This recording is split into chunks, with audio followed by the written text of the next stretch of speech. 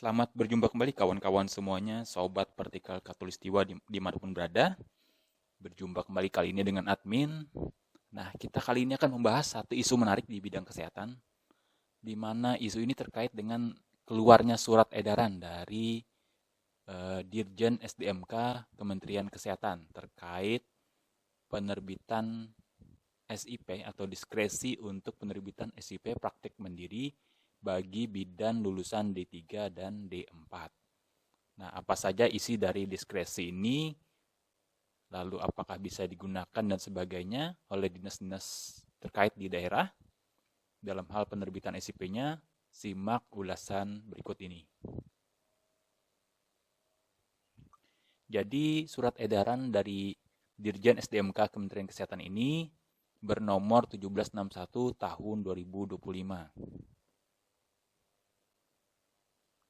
Nah, ini suratnya ditujukan kepada Kepala Dinas Kesehatan Provinsi, Kabupaten, Kota di seluruh Indonesia, juga kepada Kepala Dinas Penemuan Modal dan Pelayanan Terpadu Satu Pintu, Provinsi ataupun Kabupaten, Kota seluruh Indonesia.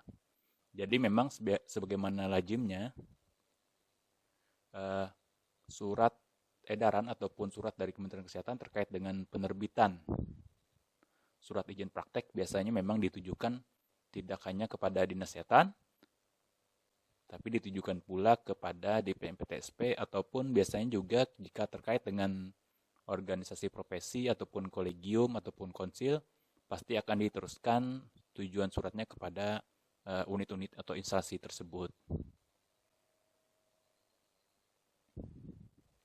Surat edaran ini bertanggal 16 April 2025, berarti baru saja terbit kawan-kawan semuanya, jadi memang ini isunya sangat baru dan mungkin akan menjadi beberapa hal menarik bagi kawan-kawan di kalangan bidan di seluruh Indonesia dan juga kawan-kawan yang ada atau yang mengurus surat izin praktek, baik itu mungkin di Dinas Kesehatan ataupun juga di DPMPTSP. Nah, ini isi surat dari edaran tersebut. Jadi memang jika melihat dari surat edaran ini, dasar dari surat edaran ini adalah Undang-Undang Nomor 17 Tahun 2023 tentang kesehatan dan juga PP nomor 28 tahun 2024. Nah, sebagaimana kita ketahui memang kedua aturan atau regulasi ini belum sama sekali keluar aturan turunannya terkait dengan penerbitan SIP, baik itu di Pasienkes ataupun Pasienkes di praktek mandiri. Jadi memang untuk kawan-kawan di daerah, khususnya aparatur yang mengurusi perizinan, itu akan mengalami kesulitan terkait dengan aturan turunan dari undang-undang ini. Satu-satunya yang didapat dari surat ini adalah regulasi ini kita dapat melihat di surat edaran nomor 6 tahun 2024 itu yang dikeluarkan oleh Kementerian Kesehatan untuk mengantisipasi kekosongan regulasi atau istilahnya agar tidak terjadi hal yang dapat menghambat perizinan untuk tenaga medis dan tenaga kesehatan di daerah. Karena memang aturan turunannya belum ada sampai dengan saat ini. Selain yang surat edaran nomor 6 tahun 2024, ada juga satu keputusan Menteri Kesehatan itu terkait dengan pedoman kecukupan SKP, itu juga dapat membantu kawan-kawan semuanya untuk perpanjangan SIP. Nah, hanya itu saja regulasi yang ataupun aturan turunan yang dikeluarkan oleh Kementerian Kesehatan. Tapi sebenarnya memang kalau dari sisi surat edaran ini belum termasuk di suatu regulasi. Lalu yang kedua dari surat edaran ini, nah dalam masa transisi, dinas atau pemerintah kabupaten kota, dinas di dalam ini yang ada di kabupaten kota, yang memproses perizinan tenaga medis tenaga kesehatan agar dapat memproses perpanjangan SIP ke bagi bidan dengan kualifikasi D3 dan D4 yang telah menyelenggarakan praktek mandiri di tempat praktek mandiri bidan sampai dengan peraturan turunan Undang-Undang Nomor 17 Tahun 2003 diterbitkan. Jadi memang khusus surat edaran ini dikhususkan itu isinya adalah hanya diperuntukkan bagi bidan di 3 dan di 4 yang telah memiliki SIP di praktek mandirinya. Jadi diperbolehkan atau diberikan diskresi agar dapat diperpanjang oleh dinas-dinas daerah, diperpanjang SIP-nya sepanjang SIP tersebut hanya di tempat sebelumnya berada. Jadi SIP yang lama, jadi bukan di tempat yang baru, dan ini hanya untuk perpanjangan. Nah, poin ketiga dari surat edaran ini adalah perpanjangannya itu tetap menganut ke Undang-Undang Nomor 17 Tahun 2023 tadi atau PP Nomor 28 Tahun 2004 yang merupakan aturan-turunan, di mana perpanjangan dari SIP itu ada 3 syarat, yaitu STR, surat keterangan tempat praktek, dan pemenuhan SKP, kecukupan SKP. Jadi memang syarat ini wajib dipenuhi sesuai dengan undang-undang yang terbaru.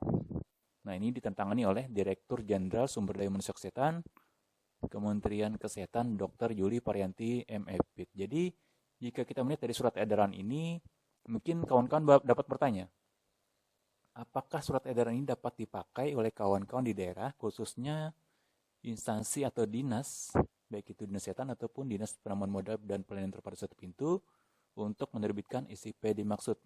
Dasar apakah yang dapat digunakan sehingga keluarnya surat edaran ini? Nah, mungkin kawan-kawan dapat menyimak penjelasan selanjutnya.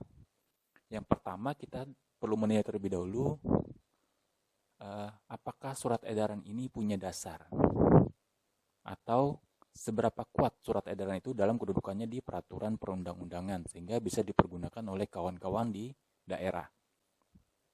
Nah, yang perlu kita lihat adalah Undang-Undang Nomor 12 Tahun 2011 itu tentang pembentukan peraturan perundang-undangan. Ini perlu kita atau kawan-kawan simak, di mana dalam undang-undang tersebut dijelaskan hierarki dari peraturan perundang-undangan. Apa itu peraturan perundang-undangan dan terdiri dari apa saja. Jadi dalam pasal 7 dijelaskan, itu hierarkinya dari atas adalah Undang-Undang Dasar Negara Republik Indonesia tahun 1945, itu nomor 1. Jadi tidak boleh bertentangan dengan yang nomor 1, seluruh yang di bawah. Nomor 2 itu adalah ketetapan MPR. Nomor 3, undang-undang atau peraturan pemerintah pengganti undang-undang, atau kita singkat Perpu. Nomor 4, kedudukan yang keempat, semakin ke bawah, peraturan pemerintah. Jadi kalau ada Perpu, ada PP, maka Perpunya lebih tinggi daripada PP. Karena dia setingkat dengan undang-undang. Nomor 5 adalah peraturan presiden. Nomor 6, peraturan daerah provinsi. Nomor 7, peraturan daerah kabupaten kota. Jadi hanya 7 jenis peraturan perundang-undangan yang dikenal di undang-undang ini. Dan itu dipakai oleh semua stakeholder ataupun instansi terkait dalam menyusun atau menggunakan suatu peraturan. Nah, lalu di mana dengan surat edaran tersebut? Kita lihat di pasal selanjutnya. Di pasal 8 tetap di undang-undang ini, itu dijelaskan. Selain peraturan yang disebutkan tadi, itu ada peraturan lain yang berlaku sama atau dapat dianggap sebagai suatu peraturan perundang-undangan. Nah, salah satunya adalah peraturan yang ditetapkan oleh menteri. Jadi kalau kawan-kawan yang di bidang kesehatan mungkin sudah mengenal sekali peraturan menteri kesehatan misalnya. Nah, itu termasuk salah satu peraturan perundang-undangan. Walaupun dalam pasal 7 tidak disebutkan, tapi dalam pasal 8 peraturan menteri tersebut termasuk salah satu peraturan perundang-undangan. Jadi itu yang dapat kawan-kawan pegang. Nah, sebatas sampai peraturan menteri itu tidak ada lagi. Jadi mungkin peraturan menteri atau keputusan menteri mungkin dapat digunakan sebagai peraturan perundang-undangan. Tapi di bawah itu, termasuk surat edaran, itu sebenarnya bukan suatu peraturan perundang-undangan. Jadi jika ada suatu peraturan atau surat edaran yang berbeda isinya atau melanggar undang-undang atau peraturan regulasi yang disebutkan di pasal 7 dan pasal 8, itu dapat kawan-kawan abaikan. Sepanjang itu tidak bertentangan. Sepanjang itu bertentangan, tapi jika dia tidak bertentangan dapat dipakai. Dalam hal ini adalah untuk mengisi kekosongan jika tidak ada diatur di peraturan perundang-undangan. Nah, kita lanjut. Apa itu surat edaran? Nah, kalau kita bahas tadi kan surat edaran dari Dirjen SDMK. Di mana kedudukannya? Jika kita melihat di Peraturan Menteri Dalam Negeri Nomor 1 Tahun 2023, ini tentang tata naskah dinas di lingkungan pemerintah daerah.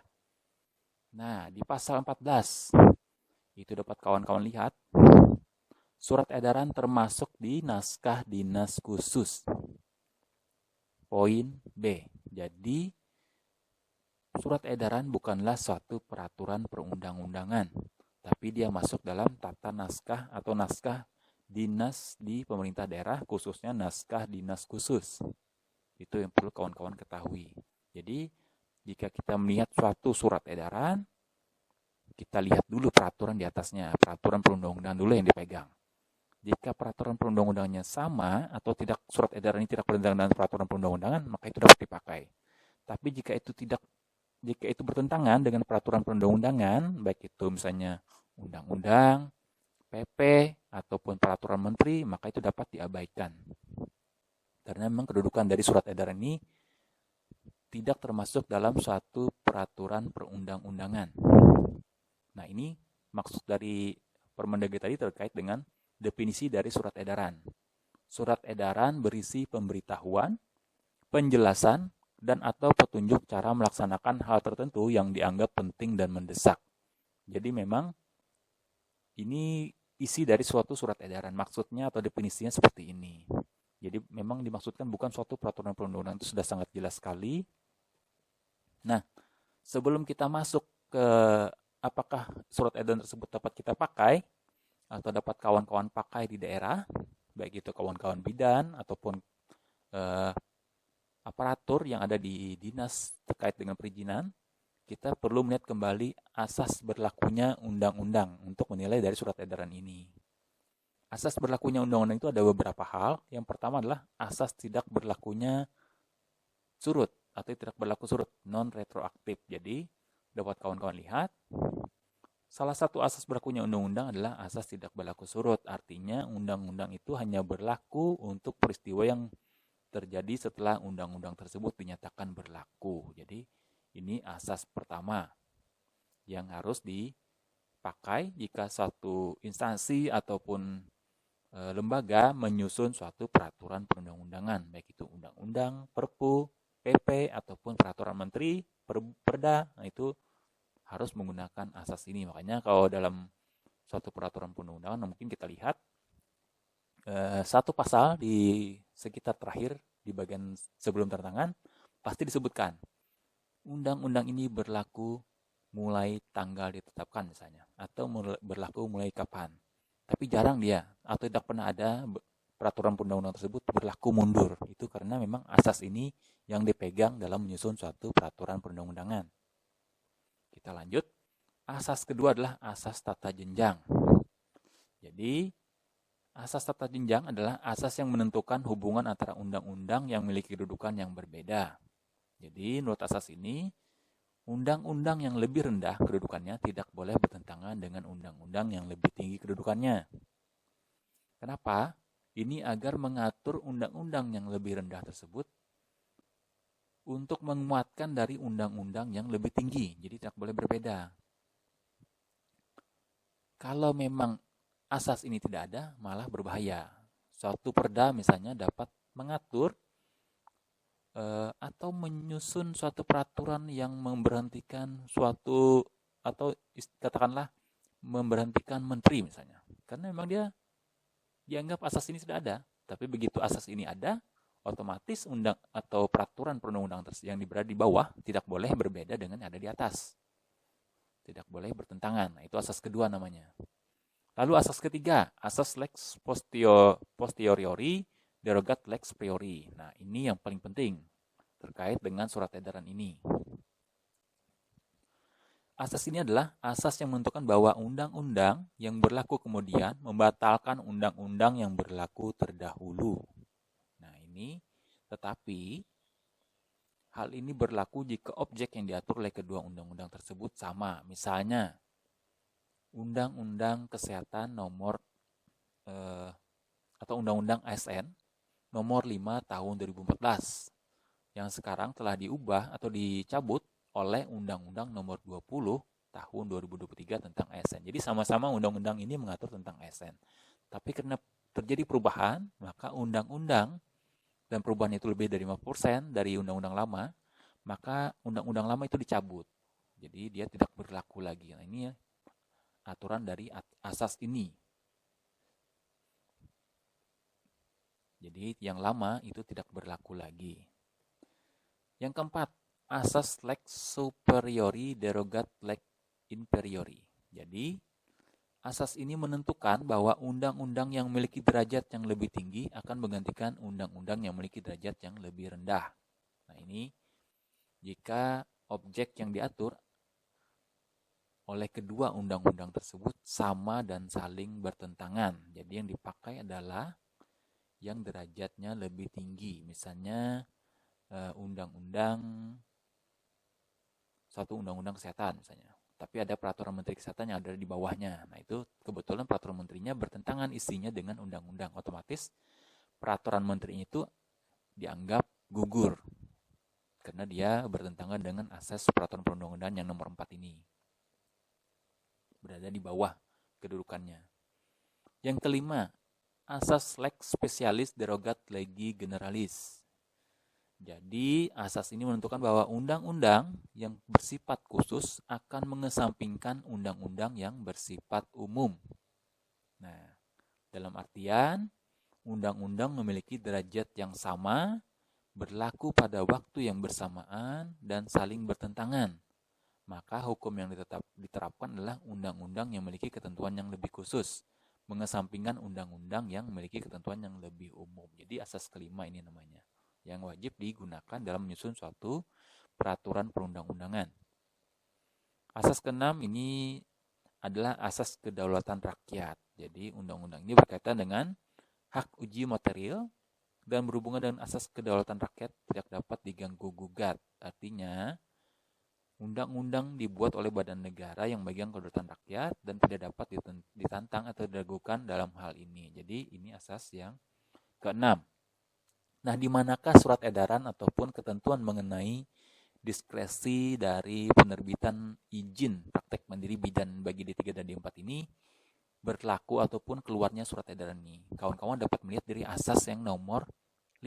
Jadi ada asas lex specialis derogat legi generalis. Artinya asas di mana undang-undang yang bersifat khusus akan mengesampingkan undang-undang yang bersifat umum. Nah, sebagaimana kita ketahui, undang-undang yang tentang kesehatan itu ada diatur dalam Undang-Undang Nomor 17 Tahun 2023. Mungkin kita lihat dari sini. Ini surat edaran tadi. Nah, kita lihat dari undang-undangnya sendiri. Undang-Undang Nomor 17 Tahun 2023 tentang kesehatan. Kita akan lihat di bagian tentang penerbitan SIP. Jadi, di undang-undang ini di pasal 453 itu ada ketentuan di mana salah satu ketentuannya adalah Undang-Undang Nomor 4 Tahun 2019 tentang kebidanan itu dinyatakan masih tetap berlaku sepanjang tidak bertentangan dengan ketentuan dalam undang-undang ini. Artinya, memang di pasal 454 di pasal berikutnya itu dicabut dia Undang-Undang Nomor 4 Tahun 2019 tentang kebidanan. Tapi di pasal 453 itu masih memungkinkan Undang-Undang Nomor 4 Tahun 2019 tentang kebidanan itu dipakai sepanjang pasal di Undang-Undang Nomor 4 Tahun 2019 tersebut tidak bertentangan dengan Undang-Undang Nomor 17 Tahun 2023 ini. Nah, kita dapat lihat di Undang-Undang Nomor 17 Tahun 2023 itu tidak mengatur secara spesifik atau secara jelas bagaimana penerbitan SIP bagi praktek mandiri bidan.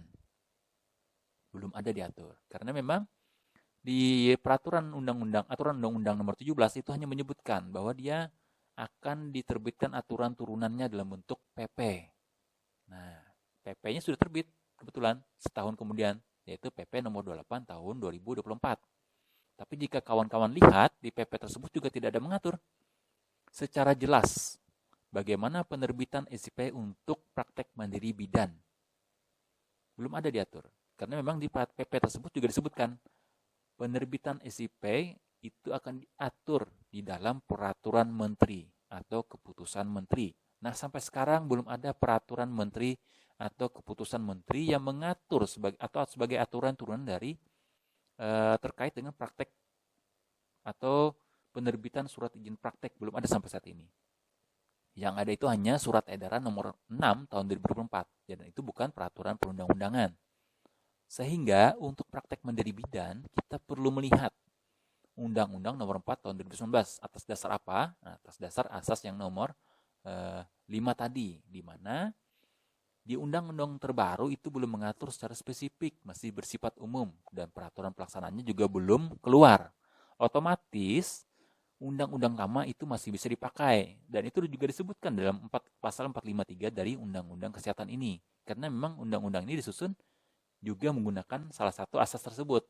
Jadi memang dia memperkirakan aturan turunannya itu akan memakan waktu lebih lama. Sehingga untuk mencegah kekosongan selama masa menunggu undang-undang yang terbit sampai keluarnya aturan turunan yang secara rinci atau secara teknis mengatur, tentunya harus ada regulasi yang bisa dipakai agar tidak terjadi kekosongan regulasi.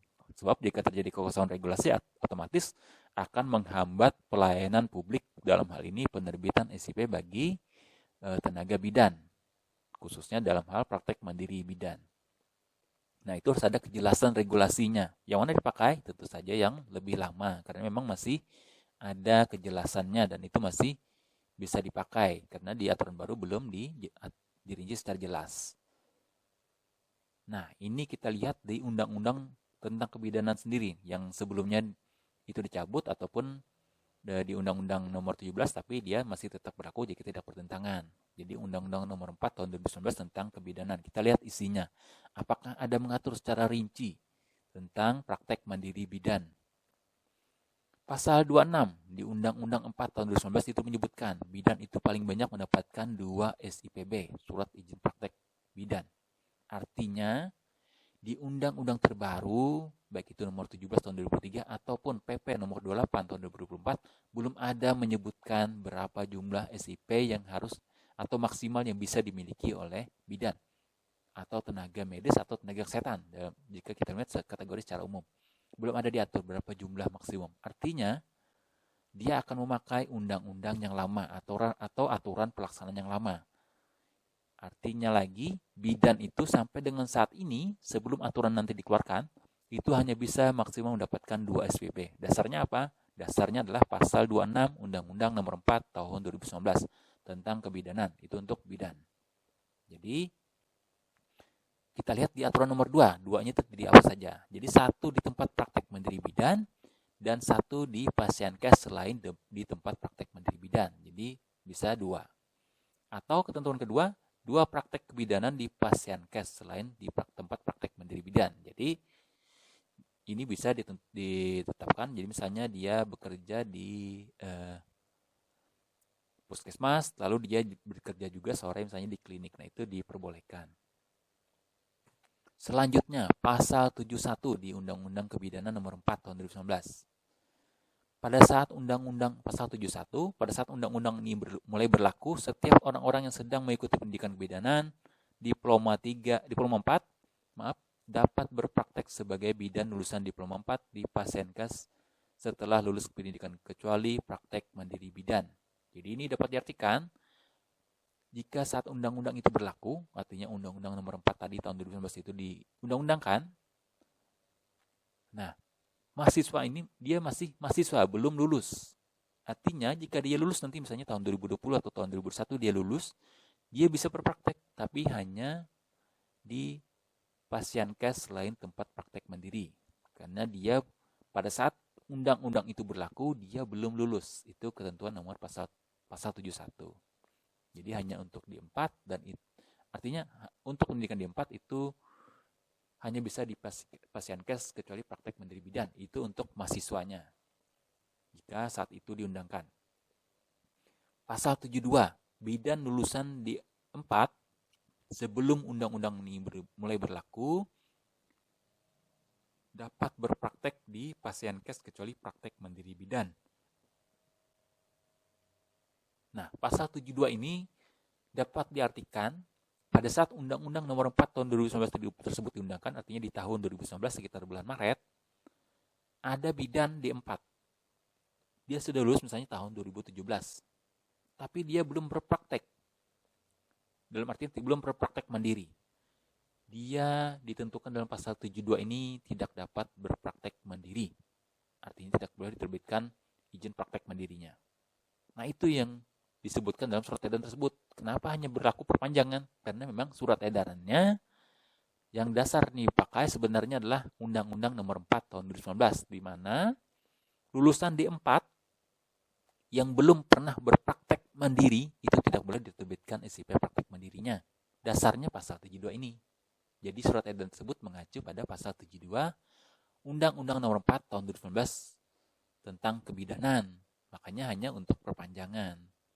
Masih belum percaya? Kita lihat pasal selanjutnya. Pasal 76 masih di Undang-Undang yang sama Nomor 4 Tahun 2019.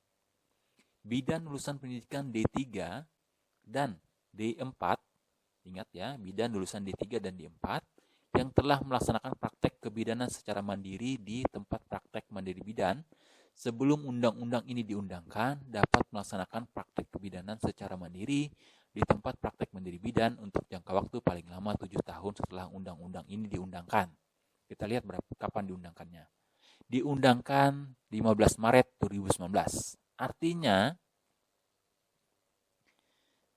pada saat 15 Maret 2019 diundangkan, Undang-Undang Nomor 4 tadi, sudah ada bidan lulusan D3 dan D4. Dia sudah punya SIP di tempat praktek mandiri bidan.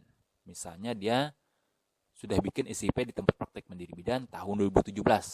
Kebetulan SIP-nya terbit 5 tahun, artinya 2017 sampai 2022. Itu lulusan D3 atau lulusan D4, sama ini. Ketentuan pasal 76 ini. Artinya pada saat tahun 2022 SIP dapat diperpanjang. Dasarnya apa? Dasarnya adalah Undang-Undang Nomor 4 Tahun 2019, pasal 76. Tahun 2022 dia dapat mengurus perpanjangan. Tetapi di pasal 76 mengatur hanya 7 tahun, paling lama 7 tahun setelah undang-undang ini diundangkan. Artinya dia hanya dapat diperpanjang sampai 7 tahun maksimal setelah undang-undang ini diundangkan. Artinya jika dia memperpanjang SIP tahun 2022, maka masa berlaku SIP yang perpanjangan berikutnya adalah hanya sampai 14 Maret 2026.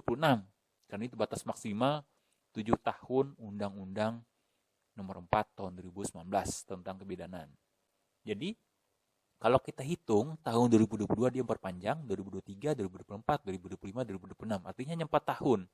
Itu pun kalau dia pas 14 Maret memperpanjangnya. Kalau dia kebetulan di bulan Oktober 2022 memperpanjangnya, otomatis dia mungkin hanya dapat 3,5 tahun. Karena memang batas terakhir sesuai pasal 76 ini hanya paling lama 7 tahun dia dapat berpraktek. Artinya dia hanya dapat berpraktek itu dibuktikan dengan SIP. Ingat kawan-kawan, bukti praktek adalah SIP, tapi bukti kerja itu adalah SK. Ini hal yang berbeda. Jadi jika undang-undang menyebutkan dapat berpraktek, jadi dapat melaksanakan praktek kebidanan. Jadi dapat berpraktek di tempat mandiri bidan. Dalam bentuk SIP-nya itu masa berlaku SIP-nya adalah 7 tahun. Paling lama 7 tahun setelah undang-undang diundangkan. Artinya sampai 14 Maret 2026. Itu batas akhir SIP-nya. Nah, itulah kenapa surat edaran, jika kita lihat surat edaran ini, hanya untuk perpanjangan SIP, praktek mandiri bidan. Jadi, dia sudah punya terlebih dahulu, lulusan D3 dan D4 itu sudah punya SIP di tempat praktek mandiri bidan. Maka boleh diperpanjang, tapi memang di surat edaran ini tidak menyebutkan sampai kapan. Nah, ini memang aneh. Dia juga tidak berani menyebutkan sampai 5 tahun.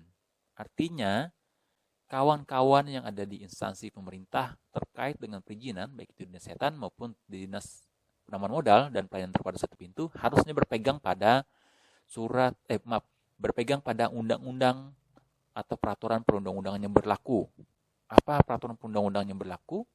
Aturan teknisnya belum ada di Undang Nomor 17 Tahun 2023 tentang kesehatan, dan juga PP nomor 28 tahun 2024 tentang aturan turunan tadi. Jadi kita pakai Undang-Undang Nomor 4 tahun 2019 tentang kebidanan yang memang belum dicabut sepenuhnya jika tidak bertentangan, dan ini bukan bertentangan. Dan ini surat edaran ini sejalan dengan Undang-Undang Nomor 4 tahun 2019 yang memang masih berlaku. Jadi kawan-kawan yang ada di dinas tersebut tidak perlu takut dengan hal ini, dan hal ini surat edaran ini hal yang wajar. Karena memang hanya penegasan untuk kawan-kawan yang dari daerah agar tidak sekali-sekali menolak perpanjangan SIP praktek mandiri bidan. Nah, dalam hal ini hanya untuk perpanjangan, bukan SIP baru praktek mandiri bidan. Contoh, D3 atau D4 dia mengajukan berdasarkan surat edarannya atau berdasarkan Undang-Undang Nomor 4. Saya minta praktek Mandiri Bidan, SIP-nya, penerbitan permohonannya diajukan. Ya, itu tentu saja harus ditolak karena memang di Undang-Undang Nomor 4 itu ditolak, tidak boleh mengajukan baru untuk praktek Mandiri Bidan khususnya bagi lulusan D3 dan D4 karena memang sebelumnya dia belum punya SIP. Beda kalau dia sudah punya SIP praktek Mandiri Bidan. Aturan kedua, dia mau memperpanjang tapi di tempat praktek Mandiri baru yang beda alamat. Nah, itu sudah SIP baru namanya. Itu juga tidak boleh. Karena memang SIP ketentuan sebagaimana kita ketahui dalam peraturan perundang-undangan terkait dengan kesehatan, itu misalnya di PP nomor 28 tahun 2024 dan aturan-aturan sebelumnya juga disebutkan. SIP itu hanya berlaku di tempat prakteknya. Jika dia berpindah tempat praktek, maka otomatis tidak berlaku SIP-nya. Jadi tidak bisa diperpanjang kalau dia pindah tempat praktek, walaupun itu tempat praktek Mandiri Bidan. Jadi untuk kawan-kawan ini hanya untuk perpanjangan, tidak bisa untuk perizinan praktek Mandiri Bidan baru. Nah, itu penegasannya. Terus syaratnya juga sama, dia mengacu di Undang-Undang Nomor 23 tahun 2024 tentang kesehatan, Undang-Undang Nomor 17 tahun 2023 tentang kesehatan, dan juga PP Nomor 28 tahun 2024, di mana syarat perpanjangan itu ya tetap 3, STR, tempat praktek, dan juga pemenuhan kecukupan SKP. Pemenuhan kecukupan SKP sudah ada aturan-turunannya yaitu di KMK 1561 tahun 2024 tentang pedoman SKP, di mana disebutkan di sana harus memenuhi 3 ranah. Nah, itu ketentuannya. Nah, demikianlah kawan-kawan semua ulasan terkait dengan surat edaran ini. Semoga memberi pencerahan bagi kawan-kawan semua yang ada di daerah, di mana mungkin menjadi isu menarik, baik itu bagi kawan-kawan bidan yang ingin memperpanjang SIP praktek mandirinya, tapi mungkin terkendala dan atau tidak diketahui oleh aparatur yang menangani atau yang berada di instansi yang terkait dengan perizinan, baik itu Dinas Kesehatan ataupun di PMPTSP. Kawan-kawan dapat membawa regulasi-regulasi terkait yang sudah saya sebutkan tadi untuk menguatkan agar izin atau praktek SIP, praktek Mandiri Bidannya dapat diperpanjang. Tapi memang sampai batas waktu yang sudah ditentukan peraturan perundang-undangan. Tidak boleh lebih dari 14 Maret tahun 2026. Nah, kita harapkan memang seharusnya Kementerian Kesehatan menerbitkan aturan turunan terkait dengan izin ini atau perizinan itu sebelum 14 Maret 2026. Karena jika tidak, ini akan terjadi kekosongan aturan di mana memang di D3 dan D4 akhirnya nanti tidak dapat memperpanjang lagi. Kecuali untuk bidan lulusan profesi. Itu masih diperbolehkan. Sesuai dengan Undang-Undang Nomor 4 tahun 2019 yang mungkin masih berlaku dan dapat dipakai karena memang aturan turunannya belum keluar. Memang kita harapkan keluar sebelum ini dan kita harapkan memang secepatnya keluar agar tidak terjadi kebingungan bagi kawan-kawan semua dan juga ada kejelasan bagi kawan-kawan daerah khususnya di Dinas Kesehatan dan juga Dinas Penemuan Modal. Demikian kawan-kawan semuanya, semoga bermanfaat dan sampai berjumpa kembali di isu-isu selanjutnya. Sekian dan terima kasih.